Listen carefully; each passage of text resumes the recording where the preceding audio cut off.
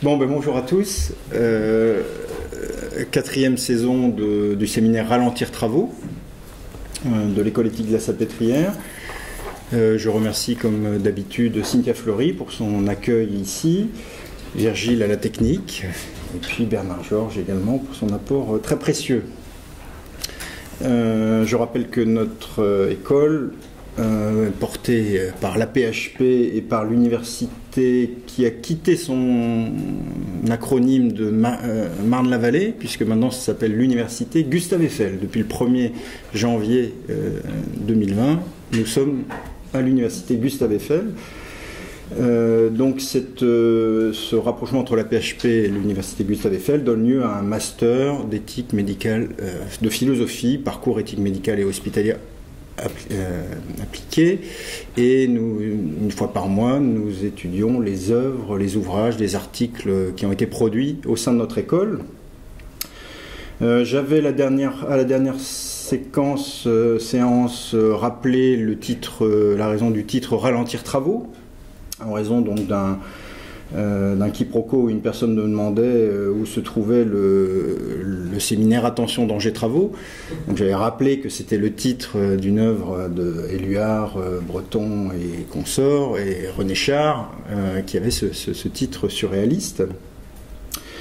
Danger travaux, on parle de danger, et comme on m'avait dit qu'il y avait eu un pic Twitter lors de mon intervention de novembre, j'étais allé jeter un petit coup d'œil et je suis tombé, alors il y avait beaucoup de messages très gentils, et je suis tombé sur un message Twitter que je vais vous lire, qui m'a interloqué, et qui était, donc après mon intervention sur la question du handicap, je ne comprends pas pourquoi vous voulez le rendre plus instruit ou plus intelligent à nos yeux, donc visiblement il parlait de moi, si ce n'est que de rendre encore plus odieux son crime, sachant cela. Voilà ce qu'on trouve sur Twitter. Donc j'étais un peu interloqué, pas trop longtemps quand même, parce que je me suis souvenu d'un coup de téléphone que j'avais reçu il y a 10 ans, en pleine nuit, à 2 h du matin, où quelqu'un, un homme ému, me disait vous êtes Bertrand Cantin? Oui, réveillé. Et il me dit vous savez que je suis votre plus grand fan. Alors, comme je n'ai pas le melon d'Alain Delon, je me suis dit, il y a un problème quelque part. Et j'ai compris, après quelques échanges, qu'en réalité, il parlait du chanteur de Noir Désir, Bertrand Cantat. Et donc, je tiens, de la même façon que j'ai dit que là, on est dans le séminaire Ralentir Travaux et pas Attention Danger Travaux, je suis Bertrand Cantin, Q-E-N-T-I-N, non pas Bertrand Cantat, C-A-N-T-A-T, qui est le chanteur de Noir Désir. Alors, je n'arrive pas à comprendre comment quelqu'un sur Twitter peut, me voyant ou m'entendant, je n'ai pas chanté pendant la séance, penser que je suis le chanteur de Noir Désir. En tout cas, voilà ce qu'il voulait dire lorsqu'il disait rendre son crime encore plus odieux. Et voilà, c'est ça. Donc, je ne fais pas de mal à ma femme. Et, voilà, donc que les choses soient dites pour les gens qui surfent sur Twitter et qui ne comprendraient pas cette formule. Bien, comme à chaque fois, j'annonce l'invité du mois prochain. Donc, mercredi 25 février, nous aurons Véronique Averrousse, qui était censée venir en décembre et qui n'a pas pu venir en raison des grèves des transports. Donc Véronique Averrousse, qui nous parlera de son ouvrage Les soins palliatifs, la honte et le sentiment d'indignité à l'épreuve de l'éthique chez Célie Arslan. Donc ce sera un mardi 25 février dans cette salle également. Aujourd'hui, donc, nous accueillons Véronique Lefebvre-Desnouettes, que nous connaissons bien. Nous l'avons déjà vue plusieurs fois parce qu'elle est très prolifique. Elle était venue l'année dernière pour un livre qui s'appelait Alzheimer, l'éthique à l'écoute des petites perceptions, avec cette référence aux petites perceptions de Leibniz. Qui montre qu'on ne doit pas se satisfaire de tout ce qui est consciemment reçu dans la réalité, mais qu'il y a des petites perceptions qui doivent nous attirer notre attention. Donc elle était venue pour ça. Elle est directrice du séminaire au Bernardin qui s'intitule La médecine face à ses limites. Absolument. Donc ça c'est le mercredi, un mercredi par mois. Oui. Et puis donc elle est psychiatre du sujet âgé, Émile Roux, et elle nous vient et nous revient avec un nouveau livre aux éditions du Rocher, Que faire face à Alzheimer. Que faire face à Alzheimer. Et bon, je vais lui laisser la parole. Elle parlera beaucoup mieux que moi de la maladie d'Alzheimer. Merci à vous. Alors, merci de votre accueil. Merci d'être si nombreux dans cette belle salle. Je vais donc vous parler en deux temps. D'abord assise, pour introduire mon propos. Et puis, comme je pense qu'on voit mieux avec des couleurs, on comprend mieux avec des dessins pour cette maladie si complexe, eh bien, je vous passerai les diapositives. Vous, c'est Alzheimer? Ah non, moi j'ai de la chance, c'est une démence sénile. Se disent dans ma salle d'attente ces deux filles venues accompagner leur mère en consultation mémoire. La maladie d'Alzheimer fait tellement peur qu'on préfère l'assimiler à une manifestation de la vieillesse. C'est la deuxième maladie après le cancer qui fait le plus peur aux Français. Selon un sondage récent, 49% des Français connaissent au moins une personne atteinte de la maladie d'Alzheimer et 66% ont peur d'être un jour eux-mêmes touchés par cette maladie. Donc presque un Français sur deux qui est touché par cette maladie. Car oui, il s'agit bien d'une maladie et non, comme certains l'ont affirmé, un simple effet de l'âge, une construction sociale ou encore un refuge psychologique conscient ou inconscient pour fuir ce qui fait notre condition humaine, notre finitude. C'est une maladie qui fait peur, car elle pose la question essentielle des confins de l'humain. Il est commun de croire qu'une personne atteinte d'Alzheimer n'est plus tout à fait un humain, ou perd, du fait de sa maladie, sa dignité. En effet, cette maladie engage le rapport au monde, aux autres et à soi. Elle modifie et altère non seulement les repères dans le temps et l'espace, mais aussi les mémoires, le langage, le raisonnement et entraîne une perte d'autonomie. C'est une maladie qui fait peur car elle devient un problème de santé publique, avec le déremboursement des médicaments spécifiques, avec des parcours de soins inégaux, avec, lorsque le maintien au domicile n'est plus possible, des accueils en établissement d'hébergement pour personnes âgées dépendantes, l'horrible acronyme EHPAD, qui sont le plus souvent des non-choix imposés par une situation d'urgence. J'entends, je ressens et je vois quotidiennement la façon dont on traite les malades d'Alzheimer, dont on les délaisse. On les traite comme si, la science ne sachant pas les guérir véritablement, ils ne méritaient pas qu'on se batte pour eux. Que peut-on faire pour conjurer nos peurs? Peur de la maladie, peur de devenir fou, peur de devenir dément. Vous vous souvenez que dément, ça vient de démince, perdre l'esprit. Peur de coûter, d'être un poids, peur de gêner. La peur est un mécanisme qui peut être très utile quand elle nous aide à fuir un danger, mais il ne faut pas qu'elle soit chronique. Elle peut nous figer dans des attitudes d'évitement, d'exclusion, d'indifférence ou de rejet. Or, la peur s'apprivoise, se conjure quand on anticipe, quand on comprend, quand on nomme, quand on décortique ce qu'il y a d'irrationnel dans nos craintes et nos rejets, lorsqu'on propose des solutions qui ne sont pas nécessairement des médicaments, mais bien des cheminements, au cas par cas, dans des parcours de soins où l'humain est au cœur de nos pratiques. Alors, c'est en tant que praticienne de terrain, depuis plus de 34 ans, que je vous propose de vous éclairer dans la prévention, l'anticipation, la compréhension des mécanismes et surtout l'accompagnement des malades d'Alzheimer et de leurs proches, du diagnostic précoce à la prise en soin. Car une vraie amélioration est possible et en plus, elle est scientifiquement prouvée.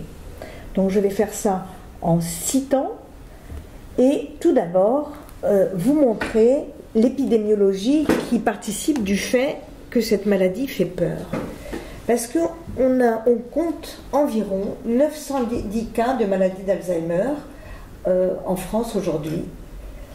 J'ai mis DTA, ça veut dire démence de type Alzheimer, parce que tout n'est pas Alzheimer. Et on va le comprendre, il y a des facteurs de risque qui sont des facteurs de risque vasculaires. Ce n'est pas que de la neurodégénérescence. Et ça, c'est un formidable espoir, parce qu'on va pouvoir lutter en contrôlant ces facteurs de risque vasculaire qui entraînent une micro-angiopathie dans le cerveau, je vais vous montrer, et qui fait que eh bien, les neurones se détruisent. 225 000 nouveaux cas par an.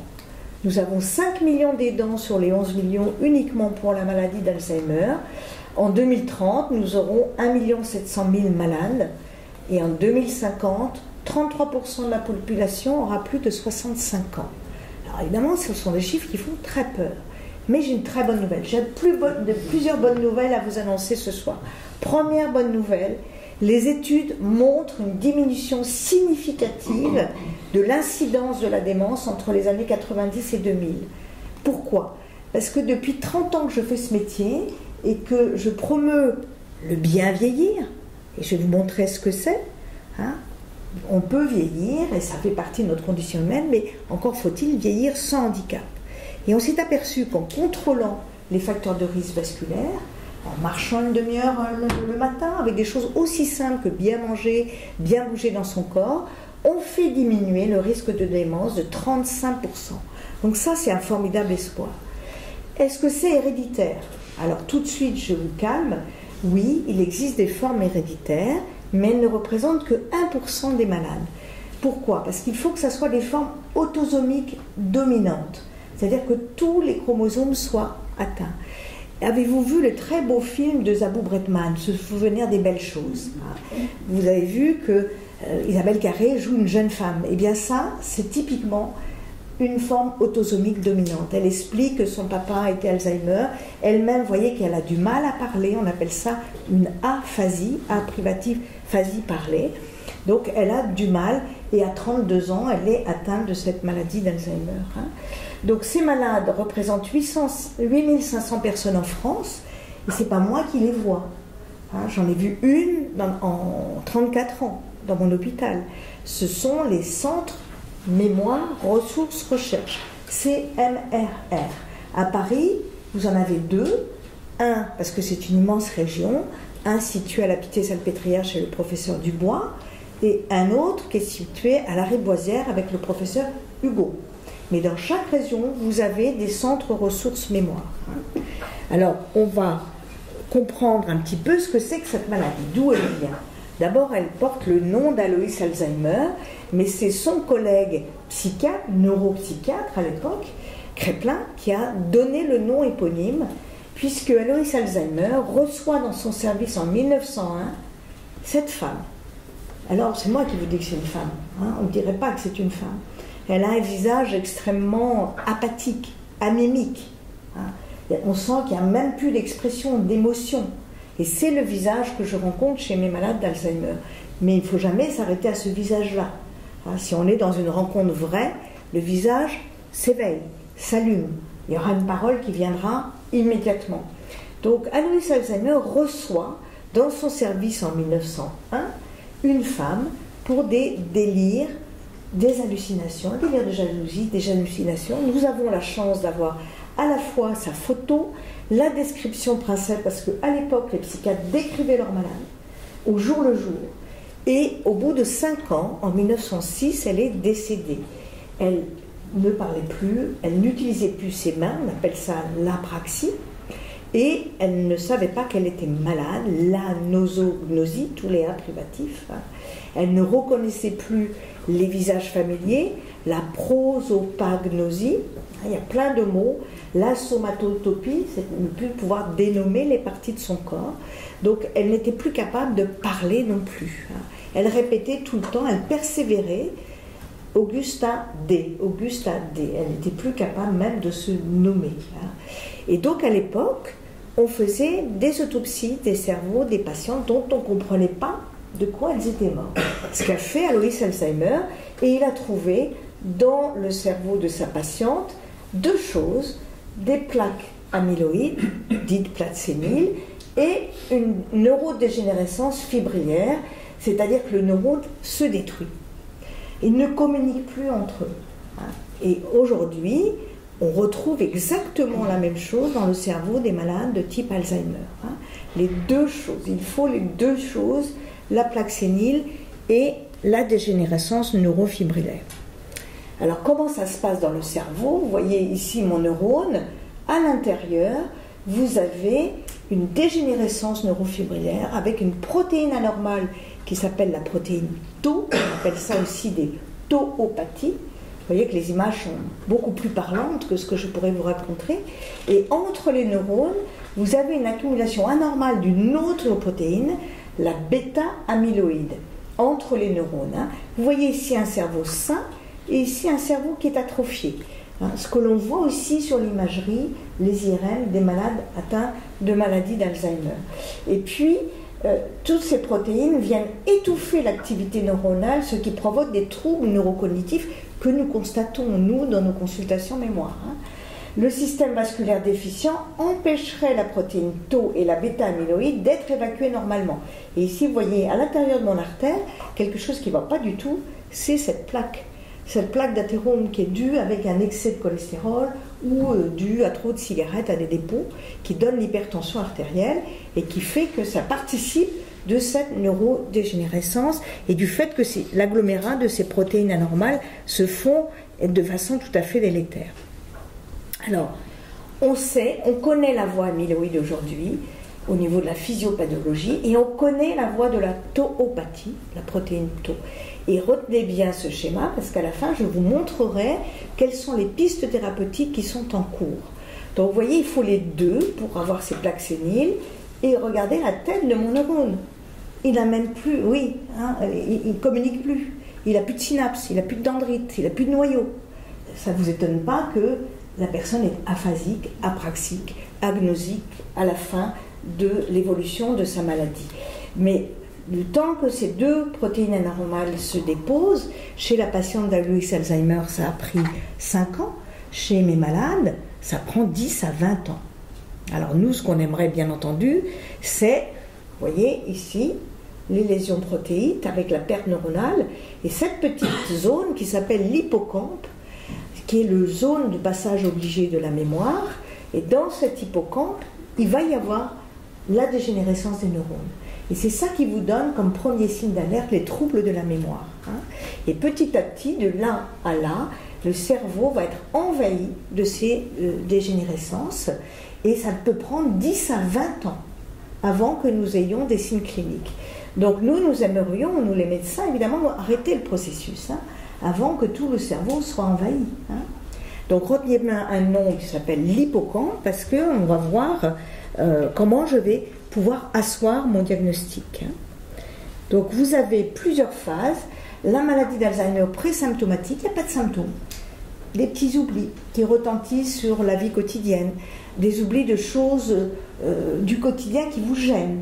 Le fait qu'un rendez-vous est oublié, le fait que vous achetez 3 fois la même chose sans vous en souvenir, etc. La phrase prédémentielle que moi je vois en consultation mémoire, sur une plainte mémoire, et puis la démence de type Alzheimer. Ça, c'est la clinique, donc c'est les médecins qui reçoivent ces patients en consultation mémoire. Vous avez des marqueurs. Alors évidemment, dans ma consultation mémoire, je ne vais pas faire une ponction lombaire. Je ne vais pas doser les marqueurs. Par contre, sur les sujets jeunes ou les sujets atypiques, eh bien, je les envoie à la Pitié-Salpêtrière dans des centres spécifiques pour doser les marqueurs. Il faut savoir que parfois, chez des sujets jeunes, lorsqu'il s'agit plutôt d'une forme aphasique progressive primaire ou d'une démence frontotemporale, il peut y avoir des troubles psychiatriques qui annoncent une maladie d'Alzheimer. Et mes collègues psychiatres ne sont pas encore formés assez bien à détecter ce type de maladie. Moi, j'ai eu un patient, 53 ans, qui était chef d'entreprise. Il est parti en claquant la porte de sa chef d'entreprise, en insultant tout le monde. Il s'est mis à boire de façon extravagante et un de mes amis généralistes me l'a adressé. Et en fait, il avait une démence frontotemporale. Donc, on a pu le montrer grâce au dosage en biologie dans le liquide céphalorachidien du rapport entre la bêta-amyloïde et de la tauopathie. Ça se fait très facilement. Et aujourd'hui, on va vers un test sanguin pour que ça soit beaucoup plus facile de pratique courante. Donc, comment je vais faire mon diagnostic? Dans ce livre, je vous montre tout ce processus. Hein, je vous explique tout ce processus. L'idée, c'est de mettre une blouse blanche et de doubler mes consultations mémoire, hein, pour montrer qu'il n'y a pas de choses extravagantes. Hein. Voilà ce qu'on sait, voilà ce qu'on ne sait pas encore, et voilà ce qu'on peut faire. Donc, où est-ce qu'on va faire une consultation mémoire? Dans des consultations mémoire de proximité, les CMP. Depuis le premier plan Kouchner en 2000-2001, de la maladie d'Alzheimer, il y a un maillage en France de plus de 400 consultations, 413 consultations mémoire de proximité. Donc il y en a à Paris dans tous les arrondissements, hein, et en plus dans les grands CHU. Vous êtes très bien dotés à Paris, il y a tout ce qu'il faut. Hein.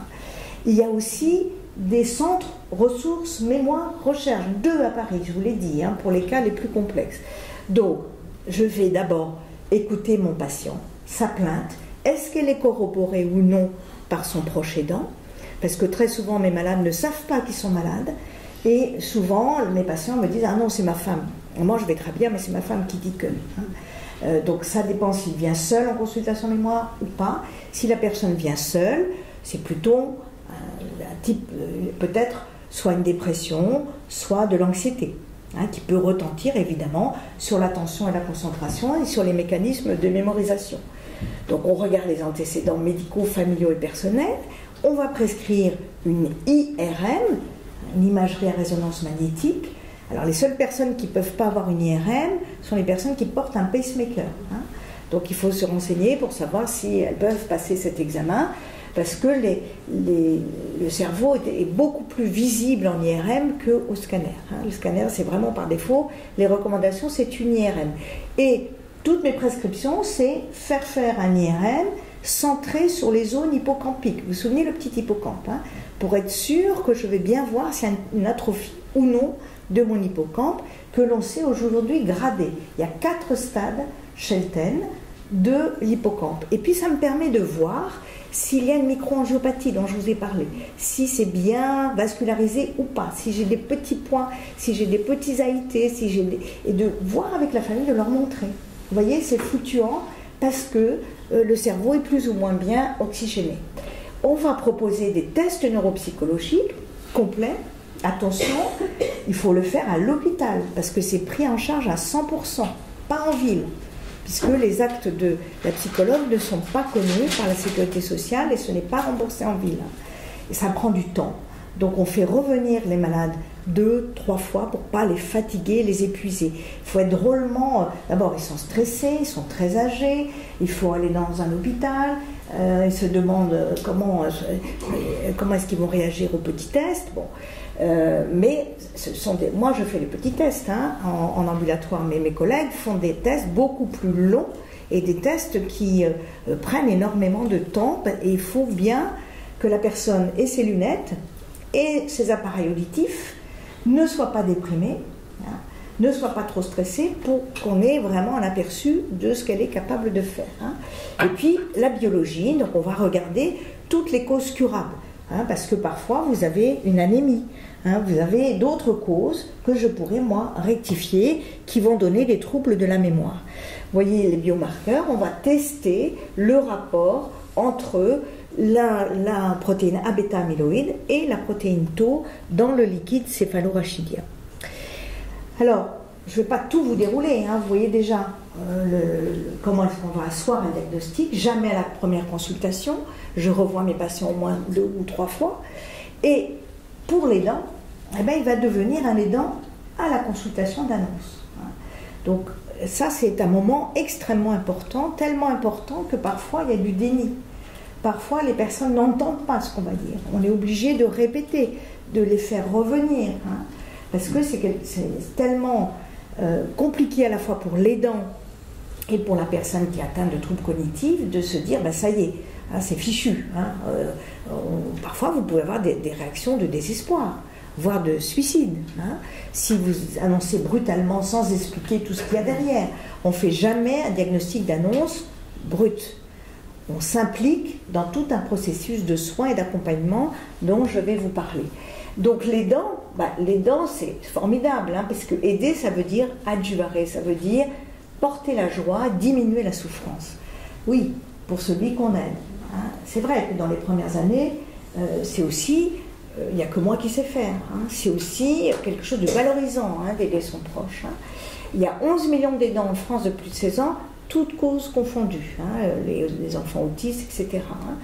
60% de l'aide est apportée par les seuls aidants familiales, mais 3 aidants sur 4 s'estiment insuffisamment aidés et considérés en tant qu'aidants par les pouvoirs publics. On voit un frémissement. Je vais vous montrer un peu ce que le gouvernement va proposer en 2020, ce n'est pas encore fait. 1 sur 5 renonce à une consultation ou une hospitalisation, c'est-à-dire que j'aide tellement que je me néglige, je ne vais pas faire ma mammographie, et l'aide va durer de façon extrêmement longue, on va le voir, plus de 6 ans d'affilée avant de passer le relais à une institution. Donc l'aidant, parfois, décède avant la personne qu'elle aide, tellement elle s'épuise.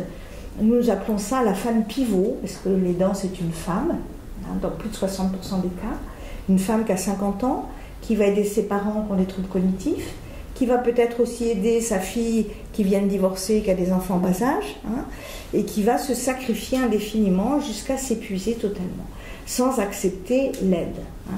Donc les structures de répit sont très importantes.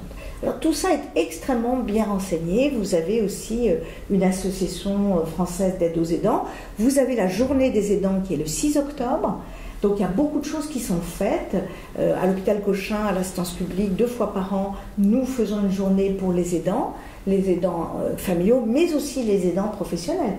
À l'hôpital, nous sommes des aidants professionnels, bien entendu.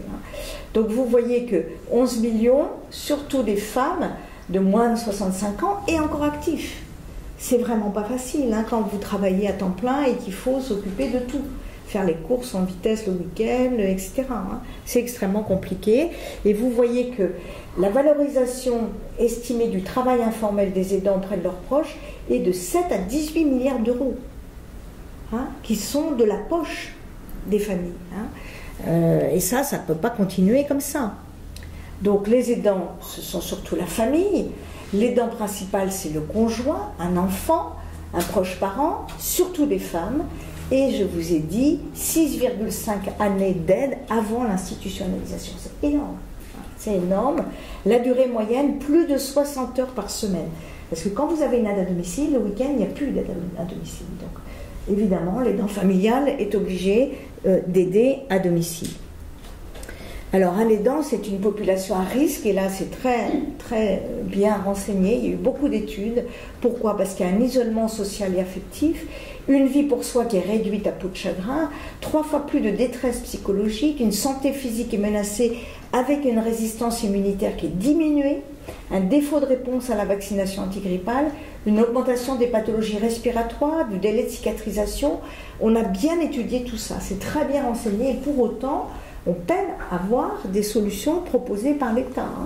Un effondrement après l'institutionnalisation ou le deuil, et là c'est vraiment, on le voit beaucoup à l'hôpital, et souvent les soignants nous disent « Ah, la famille, ça serait très bien si on n'avait que les patients, les familles sont pénibles. » Ben oui, parce que les familles se reprochent, se sentent coupables d'avoir abandonné les personnes qu'elles aident à d'autres. Et les familles disent « Nous, c'est mieux que vous. » Bien sûr, elles savent mieux que nous. Donc reconnaître leur rôle, mais pas jusqu'à l'épuisement. Et puis, je vous l'ai dit, il y a malheureusement une surmortalité des aidants. Alors, il y a une échelle qui s'appelle l'échelle de Zarit et qui mesure le fardeau de l'aidant. Donc moi, je la distribue, je la donne en consultation de moi, afin que l'aidant puisse évaluer à quel point il en est avant que ça soit beaucoup trop tard pour lui. Donc, aider un malade d'Alzheimer, vous avez l'Association française des dents. Attention, parce que évidemment une maladie neurodégénérative va entraîner une perte d'autonomie progressive, une dépendance cognitive, une dépendance psychique, physique et sociale. C'est toute une famille qui aura besoin de l'aide, et en particulier l'aidant principal, et le reste à charge financière est encore beaucoup trop important, plus de 1 000 € par mois. Plus de 1 000 € par mois. Par exemple, les protections urinaires ne sont pas remboursées. Ça coûte extrêmement cher. Les organismes de soins à domicile coûtent aussi extrêmement cher, même avant l'institutionnalisation. Alors, le statut de l'aidant, prochainement, Pour soulager les dents, la loi sur le grand âge et l'autonomie, qui était attendue en octobre mais qui n'est pas encore publiée, prévoit des aides financières avec un congé spécifique des aidants, une indemnisation des congés spécifiques de 3 mois pour les aidants qui soutiennent un proche dépendant et 40 € net par jour, et ça pourra compter dans le calcul des retraites. Donc ça, c'est une véritable avancée. Une véritable avancée que les aidants réclamaient pour des séjours temporaires de l'aidé, permettant des vacances de l'aidant. Pour payer temporairement une augmentation des aides à domicile, l'employeur doit aussi laisser du temps à l'aidant, qui aura le même statut que pour les enfants malades. Donc ça, c'est vraiment une avancée sociétale, mais la loi n'est pas sortie encore. Alors, je vous ai dit, je vais vous apporter des messages d'espoir, mais pas d'espoir vain. Ce sont des espoirs qui sont scientifiquement prouvés. 2 choses importantes du XXIe siècle, la neuroplasticité et la prévention. La neuroplasticité, non, on ne perd pas ses neurones de la naissance à la mort. Et oui, il est possible de stimuler et d'augmenter son réseau de communication neuronale. Vous le voyez bien après, par exemple, un accident vasculaire cérébral, où grâce à la rééducation orthophonique, il y a de nouveaux réseaux neuronaux qui se mettent en route et la personne récupère la parole, d'autres, un membre qui est devenu paralysé, etc. Donc la neuroplasticité, je ne vous ai pas mis les imageries, c'est magnifique, c'est quelque chose qui est extrêmement important pour nous et porteur d'espoir. Et puis la prévention. Une étude publiée en 2014 a conclu qu'1 tiers des cas de maladie d'Alzheimer pourraient être évités en adoptant une bonne hygiène de vie. 1 quart, c'est énorme, c'est énorme. Je vous ai dit, l'épidémiologie diminue grâce au contrôle des facteurs de risque vasculaires et là aussi grâce aux facteurs de risque qui sont modifiables. Voyons d'abord ceux qui ne sont pas modifiables. C'est des facteurs de risque non modifiables. L'âge, c'est le principal facteur de risque avec une incidence doublant par tranche de 5 ans à partir de 65 ans. C'est-à-dire que vous avez 5% des femmes de plus de 65 ans qui risquent d'avoir la maladie d'Alzheimer. Et jusqu'à 45% chez les femmes de plus de 90 ans. Presque une femme sur 2 à partir de 90 ans. Où on va retrouver l'agglomérat de ces 2 protéines anormales que je vous ai montrées. Le sexe féminin après 80 ans. On pensait qu'en donnant de l'oestrogène, des traitements hormonosubstitutifs, ça allait protéger les neurones. Or, il n'en est rien. Au contraire, la prescription des traitements hormonosubstitutifs est beaucoup plus réglementée aujourd'hui. Et la présence de facteurs génétiques comme l'apolipoprotéine et surtout son allèle E4, que l'on va doser dans le liquide céphalo-rachidien, et puis des antécédents familiaux de démence avec un risque relatif à 3 par rapport à ceux qui n'en ont pas, mais ces données ne sont pas retrouvées dans toutes les grandes études de cohorte européennes. En France, et puis vous avez en Europe et aux États-Unis. Et bien entendu, les épidémiologues se parlent. Ils ont des banques de données. Et donc c'est très important de pouvoir comparer nos résultats. Les facteurs de risque modifiables dans la maladie d'Alzheimer, eh bien l'hypertension artérielle. Quand on a une hypertension artérielle, il faut la contrôler, il faut la faire suivre. Les troubles lipidiques, l'hypercholestérolémie et l'hypertriglycéridémie, là aussi, il faut la faire contrôler. Le diabète, quand on sait que 80% des diabètes sont de diabète de type 2, évitable. Donc il y a vraiment des choses à faire. Le surpoids, l'obésité, le tabagisme, la consommation excessive d'alcool, parce que un tout petit peu d'alcool n'est pas mauvais. C'est l'étude Packard qui a trouvé ça, parce que vous avez des antioxydants dans le tanin du vin. Mais attention, un petit peu d'alcool, c'est un verre. Un verre par jour, ou 5 verres par semaine, c'est vraiment pas beaucoup. Et aussi pour la convivialité. Le fait d'échanger autour d'un bon petit verre, d'un bon repas, c'est extrêmement important et c'est très bon pour votre neuroplasticité. Le stress chronique, je vous ai dit un petit peu de stress, ça vous booste. Mais trop de stress, non, ça vous détruit votre hippocampe. La dépression non traitée, le sommeil de mauvaise qualité et surtout traité par des médicaments qu'on appelle des benzodiazépiniques, qui vous coupent complètement la mémoire immédiate. Alors c'est réversible, mais on apprend aujourd'hui à nos jeunes médecins de ne plus jamais prescrire un Temesta pour dormir chez la personne âgée. Ça c'est très important. Et puis tous ces médicaments qui se terminent en AM, diazépam, tout ça. Oui, tous ceux qui se terminent en AM. Alors, quelles sont les actions de prévention qui ont été promulguées par le Haut Conseil de santé publique? C'est récent, vous voyez, en 2017. Maintenir une bonne audition. Ben oui, on est tous très coquets et coquettes, mais et on ne veut pas d'appareil auditif. D'abord, ça coûte très cher. Le zéro à charge n'est pas encore là pour les appareils auditifs. Il faut absolument se faire contrôler l'audition quand ça ne va pas. Et se faire appareiller le plus tôt possible.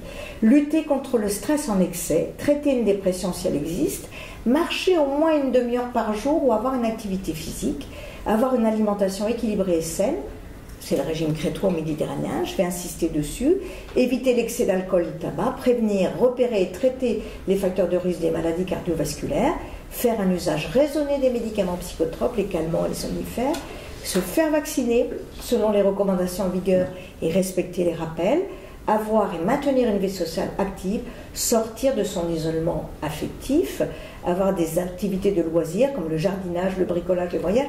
Pourquoi? Parce que ça vous fait travailler votre lobe frontal. Vous allez comparer, vous allez booster. Toutes vos tâches planifiées va faire que votre neuroplasticité va être totalement boostée. Et avoir accès aux innovations technologiques pour accroître la qualité de vie. Toutes ne vont pas accroître. Et il faut se familiariser avec ces activités, ce matériel de haute technologie très tôt. Mes malades qui ont plus de 90 ans, ils ne savent pas du tout utiliser ça, et ça les affole plutôt qu'autre chose. Mais par contre, leurs petits-enfants ou leurs enfants peuvent essayer de leur proposer de correspondre, par exemple, par une interface visuelle. Je ne veux pas donner de nom, mais ça, c'est très important pour les petits-enfants. Donc vous voyez, retenez bien ça, et d'ailleurs vous pouvez tout à fait demander à l'INPES, l'Institut National de Prévention en Santé, de vous donner des brochures qui sont très bien faites. Moi j'ai ça dans ma salle d'attente, l'autre, et vous mettre ça sur votre frigo, ça va vous aider et vous donner des idées. Donc vous voyez les aliments à privilégier, les salades, un tout petit peu de vin rouge, facultatif. L'huile d'olive, très bien. À éviter les sodas, les viennoiseries, les bonbons, les pâtisseries, les pâtes à tartiner, la viande rouge, la charcuterie, ça fait beaucoup, mais on peut compenser avec du poisson, avec des viandes blanches, avec tout ce qui est les oléagineux, les noisettes, les noix, les amandes, et puis des légumes 3 fois par jour. Mais vous savez, les personnes âgées, qu'est-ce qu'elles aiment manger? Oui, tout ce qu'il y a là. Tout ce qu'il y a là. Et elles aimeraient, moi, manger toute la journée des boudoirs trempés dans du chocolat chaud ou du vin chaud. C'est ce qu'elles me disent. Donc, vous voyez très bien résumé ici. Ça, vraiment, je vous conseille de l'afficher sur votre frigo avec... Bon, évidemment, il ne s'agit pas de transformer les personnes âgées en grands sportifs du haut niveau, mais de l'exercice, une demi-heure par jour, les fruits, le poisson, les fruits de mer, les viandes blanches, les laitages, et en dernier, tout petit, les sucreries, la viande, et un tout petit peu de vin. Et beaucoup s'hydrater et boire. Donc, il faut faire de l'activité. Alors, si vous vous baladez dans le 13e arrondissement, vous avez du tai chi. Il y a beaucoup de personnes âgées, plutôt d'origine asiatique, qui font le tai chi. Et il y a eu des études scientifiques qui ont été menées, montré l'intérêt de cette gymnastique douce, surtout la marche. Pourquoi pas en piscine, ce sont des choses tout à fait faciles à faire. Donc les recommandations internationales sont de 30 minutes de marche par jour, au moins 5 jours sur 7. Alors quand je travaillais à Bretonneau, qui est dans le 18e, je disais à mes personnes âgées, si vous avez un petit chien, prenez, si vous êtes en capacité, parce qu'elles descendent, elles remontent, elles vont acheter à manger, elles discutent au parc. Il y a toujours quelqu'un qui va vous dire, il est gentil, il n'est pas gentil, il mange pas, etc. Vous augmentez votre réseau social avec ça. Donc la marche ou l'activité physique est adaptée, permet de réduire un certain nombre de troubles psychocomportementaux, de limiter notamment les éléments dépressifs, l'agressivité et la déambulation. Elle est accompagnée, et dans toutes les structures Alzheimer, vous avez des jardins, et des jardins qui sont adaptés à la marche. L'appétit avec le transit intestinal, la souplesse, la tension artérielle, le contrôle glycémique, l'ostéoporose s'en trouvent également améliorés. Donc on a tout gagné si on marche. Alors, si on ne peut pas marcher de façon rapide, on sort le matin et on sort une demi-heure l'après-midi. Et de plus en plus de villes ont compris l'intérêt de remettre des bancs. Vous vous souvenez, on avait retiré les bancs. hein, parce que les SDF s'allongeaient dessus. Et maintenant, beaucoup de villes remettent des bancs, c'est agréable, remettent des petits squares, même les villes de banlieue parisienne sont très bien équipées pour les personnes âgées. Alors, on arrive maintenant au traitement. Les objectifs sont évidemment de ralentir le déclin cognitif, d'améliorer la qualité de vie du patient avec les dents, de prévenir les complications, notamment les troubles du comportement, les syndromes confusionnels. Elles sont médicamenteuses ou non médicamenteuses. Mais avant tout, nous proposons des thérapeutiques non médicamenteuses, notamment pour les troubles du comportement. Vous vous souvenez, pour les médicaments, la première diapositive, je vous ai montré des différentes voies, la voie amyloïde et la voie de la tauopathie. Eh bien, vous voyez ici toutes les cibles thérapeutiques qui sont en cours de recherche aujourd'hui, hein, à tous les niveaux, pour éviter qu'il y ait ces agglomérats de protéines anormales. Voilà ce qu'on est en train de travailler. Alors, évidemment, ça prend énormément de temps, parce que pour aboutir à un médicament, eh bien, il faut le faire d'abord in vitro, ensuite sur l'animal, et ensuite dans des protocoles particuliers sur les êtres humains, évidemment après avoir leur consentement. Or, c'est compliqué d'avoir le consentement pour les malades d'Alzheimer, hein. Et souvent, le tuteur ne veut pas donner le consentement substitué pour son protégé. Récemment, très récent, hein, un nouvel espoir, la protéine tau dans les causes et aussi dans les traitements de la maladie d'Alzheimer. On pense que c'est plutôt cette hypothèse-là qui est à privilégier. Ça vient de sortir dans le Lancet, dans des grandes revues. La protéine tau contribue à la progression de la maladie d'Alzheimer beaucoup plus, in fine, que les plaques amyloïdes. Ça, c'est une grande découverte récente, parce qu'on sait vers quelle cible on va orienter, et ça sera plutôt vers la voie de la tauopathie. Autre zone d'espoir, un médicament avec une autre piste qui est la piste de l'inflammation. Ce médicament s'est montré actif. Et vous voyez, ça date d'1 an. Ça date d'1 an, il a encore son nom de protocole, il n'est évidemment pas sur le marché, mais on cherche toutes les voies possibles. L'inflammation des neurones, les traitements vasculaires, et puis les traitements qui empêchent les agglomérats de protéines anormales. Bien sûr, il faut stimuler sa mémoire. Là, ce soir, on la stimule ensemble, notre mémoire, parce qu'on est attentif, on est concentré, on fait des nouveaux liens synaptiques, on fait des correspondances en permanence. Il n'y a pas pire que de laisser un malade d'Alzheimer seul, dans ses souvenirs ou pas, sans stimulation. Mais attention, il ne faut pas surstimuler le malade, parce que sinon il va persévérer, il va rester sur un moment d'excitation à redire toujours la même chose. Donc stimuler sans surstimuler, et on va stimuler toutes les mémoires explicites, de travail, immédiates, sémantiques. On va travailler sur l'attention et les fonctions exécutives, le langage, l'hypraxie, les gnosies, les reconnaissances.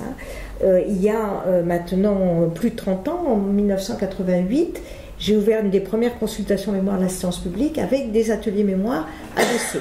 On appelle ça aujourd'hui des ateliers de stimulation cognitive. Et ce sont des moments ludiques, agréables. Il devrait y en avoir dans tous les hôpitaux de jour thérapeutiques. Je pense que c'est tout à fait le cas. Donc la stimulation cognitive va réhabiliter toutes les fonctions cognitives qui peuvent être restaurées, promouvoir l'apprentissage des stratégies de compensation. À la fin, on aide les patients et les dents. On leur dit, voilà sur quoi on a travaillé, et vous allez pouvoir refaire ce qu'on a fait dans l'écosystème dans lequel votre malade vit. Ça va aider à surmonter les déficits dans les activités de la vie quotidienne, et puis promouvoir une optimisation de son capital cognitif qui, si vous ne vous en préoccupez pas, va évidemment rester en jachère. Ça ne va pas du tout améliorer vos fonctions cognitives. Alors je vous ai parlé un petit peu des nouvelles technologies. Donc les montres qui vont vous dire c'est l'heure du repas, parce qu'ils n'arriveront plus à lire, mais par contre les logos, ils les comprennent. Les bracelets de géolocalisation, les cannes connectées, les chaussures connectées, les grands iPads qui permettent de voir les petits-enfants à distance. Ici, c'est une plante avec son pot qui va parler, qui va dire « tu as oublié de m'arroser ». Alors bon, c'est évidemment ludique, je vous ai même mis le phoque paro et puis tous les bracelets connectiques. je m'occupe d'une UCC, une unité cognitivo-comportementale de 16 lits, et nous avons des bracelets pour les portes, afin que les personnes qui n'habitent pas dans la chambre ne viennent pas déranger la personne qui y vit. Donc il y a un code qui marche uniquement avec leur bracelet. Et c'est des malades, extrêmement malades, et avec des troubles cognitifs très importants et des troubles du comportement. Eh bien, ils utilisent très facilement le bracelet. Ça les sécurise, ça les aide, notamment la nuit. Vous savez, très souvent, on dit, elle est rentrée, il y a des intrusions, où on m'a pris mon linge, on m'a pris mes affaires, etc. Ça permet d'apaiser à la fois les familles, les patients et aussi les soignants. Alors, qu'est-ce qu'on va proposer quand la maladie évolue? C'est ce qu'on appelle les thérapies médiées. Donc, il y a plein d'études qui ont été faites, et je vous parle de celles qui réussissent, qui fonctionnent très bien, sur la cognition et sur les troubles du comportement. La musicothérapie, elle va agir sur l'agitation et l'anxiété. Nous avons une musicothérapeute dans notre service qui est formidable, qui a, vous savez, les bols tibétains. Alors ça, c'est extraordinaire. Les malades d'Alzheimer, tout de suite, arrivent dans la salle où elle fait son activité, elle les fait chanter, elle les fait danser, et elles ont même fait une petite chanson avec leurs mots à eux, à partir des rythmes qu'elle leur donne. Elle peut les prendre en individuel ou elle les prend en groupe. Et donc, ce sont des moments extrêmement agréables. Et je dirige un diplôme universitaire depuis 20 ans sur la maladie d'Alzheimer dans ma faculté. Et une de mes étudiantes a fait, pour son mémoire de fin de DU, de diplôme universitaire, une étude passionnante, c'est-à-dire qu'elle a fait entendre dans son service de la musique classique aux malades au moment des repas et aux soignants dans la salle de détente à côté pendant 1 mois. Et elle a dosé à la fois chez les malades et chez les soignants la dépression, l'échelle de Zarit dont je vous ai parlé, et puis l'agitation, le sommeil, etc. Et 1 mois plus tard, elle a mis de la musique de variété. Donc, à votre avis, qu'est-ce qui a marché pour les troubles du comportement des patients? La variété. Non. C'était évidemment la musique classique, surtout qu'elle avait mis le concerto pour clarinette de Mozart, et c'était absolument magnifique. Mais par contre, le fardeau de l'aidant pour les soignants était très important. Les soignants disent on s'en fout de Mozart, nous on a envie de le gâcher, etc. Et la musique, et au contraire la musique de variété sur les malades d'Alzheimer, ça les excitait complètement à l'heure du repas, mais les soignants n'avaient plus de fardeau de l'aidant. Moralité, il faut mixer, mettre plutôt de la musique douce pour les malades et plutôt de la musique entraînante pour les soignants. Je trouve que c'est très intéressant et ça devrait nous être proposé, être utile dans nos institutions pour malades d'Alzheimer. Alors, les thérapies avec un animal de compagnie, on voit ici un lapin. Alors, évidemment, on passe par une association qui s'appelle Poil dur et cœur tendre, et qui vient avec des petits animaux de compagnie, des petits... Alors, c'est un lapin, mais on peut amener des hamsters, amener des cochons d'Inde, bon. Évidemment les chats, alors là on a une autre association à l'hôpital qui s'appelle Entre Chats, vous voyez la finesse, et donc tout le monde cotise pour que le vétérinaire s'occupe des chats, qu'ils soient vaccinés, il y a un tour de garde vis-à-vis des cadres pour acheter les croquettes et tout ce qu'il faut, et alors le chat de l'hôpital de jour est totalement obèse, on ne sait plus comment faire, parce qu'il est évidemment surnourri par les patients, les malades, etc. Nous avons des perruches. Nous avons aussi un magnifique aquarium qui calme énormément. Il faudrait un aquarium dans toutes les salles d'attente et toutes les salles à manger des institutions gériatriques. Alors, la luminothérapie, j'ai fait une étude aussi sur la luminothérapie. Donc, vous savez que ça existe aussi avec des petites valisettes sur la dépression saisonnière. Et ça calme énormément sur l'agitation. Et c'est une étude scientifique qui a été publiée, multicentrique, et aussi sur les troubles du sommeil. Le tai chi dont je vous ai parlé tout à l'heure, et puis les espaces nosolènes ou espaces multisensoriels, qui ont montré leur intérêt avec, vous voyez, des colonnes, des vidéos, l'aromathérapie en même temps, et vous avez dans certains services de l'assistance publique des balnéos, c'est-à-dire la baignoire, est avec en même temps un espace multisensoriel de stimulation. Le moment du bain peut être un moment très agréable et peut être un moment très angoissant, pour les malades d'Alzheimer. Donc c'est très important que le cadre aide aussi à contenir les troubles du comportement. Alors la danse, évidemment, ici c'est le déploiement de couleurs où chacun va dire c'est ma couleur, on va faire tourner, etc.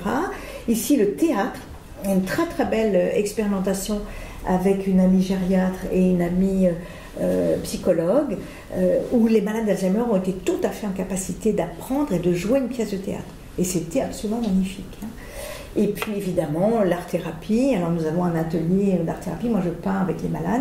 On avait un atelier de sculpture aussi, de modelage. Et je vais vous montrer un petit peu ce qu'on a fait dans un autre projet récent avec le projet Rodin va à l'hôpital. Donc il s'agit de malades d'Alzheimer, vous les voyez. On est allé visiter les deux musées Rodin, celui de Paris et celui de Meudon, avec des malades qui sont tous dans des structures Alzheimer parce qu'ils sont à des stades évolués de leur maladie, parfois avec leur famille, avec le personnel. Puis le musée Rodin nous a prêté son narcothèque tactile. Je trouve que cette photo est absolument magnifique. Donc les malades ont pu toucher, palper, s'approprier ces sculptures. Ils nous ont aussi prêté le penseur de Rodin. Et il y a un de mes malades qui a mis la main entre les jambes du penseur de Rodin en disant « Oh, il y a un joli poisson !» Entre les jambes, il y a toujours quelque chose qui va faire que la parole va arriver.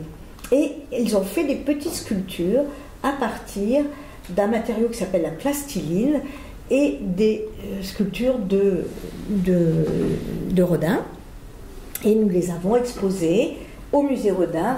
Vous voyez ici le grand escalier monumental quand vous rentrez dans le musée Rodin. Et nous avons créé la porte des souvenirs et de la vie avec une artiste, Caroline Desnouettes, et puis les malades et les personnels. Et vous voyez que c'est assez le produit final. Cette patiente était complètement aphasique, tapait, griffait, ne parlait pas. Et tout d'un coup, elle s'est mise à faire une petite sirène ravissante avec des cheveux. Enfin, c'est quelque chose que je trouve très émouvant. Et celle-ci aussi est absolument magnifique. Et elle a dit, ça c'est Aude. Aude. Alors elle me dit, mais c'est quoi Aude? Ben c'est mon amie, elle a raconté toute une histoire. Elle s'est noyée et moi je veux faire une ode à Aude. Et ce sont des patients très âgés, encore une fois. On n'aurait pas donné un sou du fait qu'ils étaient capables de faire tout ça. Et j'ai donc le plaisir de vous montrer la porte des souvenirs et de la vie sous forme d'une balancelle, des souvenirs qui vont et qui viennent, et qui a été exposée grâce au partenariat avec le musée Rodin et l'hôpital gériatrie des Magnolias pendant 1 mois au musée Rodin. Donc ça, c'est quelque chose de magnifique. Pour finir, il faut absolument que vous sachiez qu'il y a un parcours de soins qui peuvent vous être proposés partout en France. Ce parcours de soins part du médecin traitant. Le médecin traitant, au vu des troubles de la mémoire, va pouvoir vous orienter dans une consultation mémoire où vous verrez un gériatre, un neurologue, voire un psychiatre. Dans mon hôpital, nous avons les 3, évidemment. Puis, on va vous proposer des séances d'hôpital de jour où tout ce que je vous ai expliqué va permettre d'asseoir un diagnostic. Et ensuite, on va annoncer la maladie d'Alzheimer. Mais, comme je vous l'ai dit, on propose en même temps une remédiation pour les dents. C'est-à-dire qu'on ne va pas annoncer dans un couloir n'importe comment et on va dire à les dents, voilà ce qui est possible de faire pour vous. Ensuite, il y a aussi des plateformes quand vous habitez en ville, les Maya, qui sont des méthodes pour l'autonomie et l'intégration des malades d'Alzheimer, des relais, des clics, des centres locaux d'information et de coordination, les associations de malades, tous les services de soins à domicile, les SIAD, qui sont tous formés, nous les formons tous, à la prise en charge des troubles du comportement. Vous avez les consultations de comportement où là, le psychiatre évidemment a un rôle à jouer, parce qu'il peut y avoir des hallucinations. Il peut. Et il ne faut pas se précipiter sur les médicaments psychotropes, les neuroleptiques, bien au contraire, mais comprendre, et ça je l'explique bien pas à pas avec des exemples cliniques dans le livre, donc ça peut tout à fait vous être utile. Et puis ensuite, s'il y a trop de troubles du comportement qui ne permettent plus le maintien à domicile, vous pouvez avoir recours à des unités cognitivo-comportementales ou des unités d'hébergement renforcées. Donc vous voyez qu'il y a tout ce maillage, il faut s'en saisir, il faut le connaître et s'en saisir partout où vous habitez. Alors après, il peut y avoir des hospitalisations et aussi l'entrée en institution qui se prépare. Plus vous allez la préparer tôt, plus vous aurez le consentement, ou plutôt l'assentiment de la personne. Alors pour conclure, quels espoirs pour demain? Si l'espoir est le fait d'espérer, l'espérance c'est le chemin sur lequel on s'engage pour aller vers un but espéré. L'espérance suppose du temps et de la persévérance. En même temps, c'est elle qui nous met en action. L'espérance n'est pas du domaine du rêve, mais elle utilise le temps, la confiance qui se tisse entre le médecin et l'équipe et le malade et sa famille, l'imaginaire, le compagnonnage et les capacités créatives des êtres humains. Et pourtant, je fais un rêve, celui d'une société qui n'exclut plus, au nom de ses peurs, d'une vision comptable ou utilitariste de l'être humain. Vieillir, on aurait pu me prévenir. Maintenant que je suis vieille, c'est foutu, me dit Rose, 89 ans, furieuse, dans le salon de son EHPAD où elle vient d'arriver contre son gré. Et pourtant, Rose, comme les pouvoirs publics, ne peuvent ignorer la pandémie grise qui se profile avec ses 33% de personnes de plus de 65 ans à l'horizon de 2050. Mais pourtant, Rose a tort, car si gouverner c'est prévoir, ce n'est pas encore foutu. Nous l'avons vu avec la grande question de la prévention, des facteurs de risque, du contrôle de tous ces facteurs de risque vasculaires. Il nous faudrait un sursaut politico-sociétal face au vieillissement avec dépendance. Je vous rassure, les personnes dont je m'occupe ne représentent que 5% des personnes qui vieillissent avec dépendance. Le reste vieillit très bien chez elles. Donc pas besoin, vieillir n'est pas une maladie, même s'il est plus fréquent d'être malade quand on vieillit. Alors, il faut ce sursaut-là que j'appelle de mes voeux, cette question de l'ostracisme, de l'agisme anti-vieux, a été repris dans l'avis 128 du CCNE, dont d'ailleurs Cynthia Fleury s'est fait le porte-parole de ce rapport, qui est extrêmement fort. Il faut le lire, il faut vous l'accaparer. Il est très fort, très bien documenté. Elle parle de ghettoisation des personnes âgées dans les EHPAD. Il est très critique, ce rapport, qui date de l'été, de juillet 2018. Très critique sur ces lieux de relégation des personnes âgées. Il faut s'en saisir, il faut recommander un renforcement des politiques d'accompagnement du vieillissement. Ce rapport incite au développement d'une culture préventive, ce qui va dans le sens du recul du nombre de malades d'Alzheimer. L'espoir est que cette lutte du bien vieillir soit assimilable et à la portée de tous. Pour ne plus exclure, il faut arriver à développer une dynamique intergénérationnelle entre bien portants, les malades ou les porteurs d'un handicap, entre jeunes personnes âgées ou vieilles personnes âgées, entre actifs ayant un emploi et personnes sans emploi ou les retraités. Pour favoriser la transmission des savoirs et de l'expérience, je crois beaucoup entre ces liens qu'il n'est pas trop tard de créer. Au-delà des injonctions, il faut les faire vivre, pouvoir les mettre en œuvre sur le terrain au plus proche des personnes fragilisées de toutes parts par leur maladie d'Alzheimer. Il faut permettre à la personne âgée en perte d'autonomie de garder ses repères, son chez-soi, ses mêmes aidants professionnels, quels que soient les différents services qu'elle requiert. Il est nécessaire donc de privilégier de petites structures. J'en parle dans mon livre, c'est très important. Elles sont nommées les EHPAD hors les murs. On va trouver certainement autre chose que ce mot-là. Ce qui ne me plaît pas dans EHPAD, c'est le H d'hébergement et le D de dépendance. Parce que l'hébergement, vous êtes hébergé à temps partiel, pas pour toujours. Le concept de maison n'existe plus. Or, les personnes âgées ont besoin de se repérer dans une maison. Alors donc, des petites EHPAD hors les murs, avec des logements participatifs, où chacun propose un service, une aide non rémunérée, par ses voisins, par exemple le jardinage, y compris à Paris et en région parisienne sur les toits végétalisés, aider à faire la lessive, le repassage, les repas. Il est nécessaire non seulement de repenser les solidarités, mais aussi le vivre ensemble et l'altérité. Interroger notre devoir d'accueil de la vulnérabilité vis-à-vis des personnes malades n'est pas seulement de garantir leur autonomie et leur sécurité, mais c'est aussi affirmer leur dignité intrinsèque à leur existence d'humains vulnérabilisés par la maladie. Christian Bobin a écrit un très très beau livre, puisqu'il avait son papa atteint de la maladie d'Alzheimer, qui s'appelle « La pure présence ». Et il écrivait « Si j'étais atteint d'Alzheimer, j'aimerais garder l'émerveillement.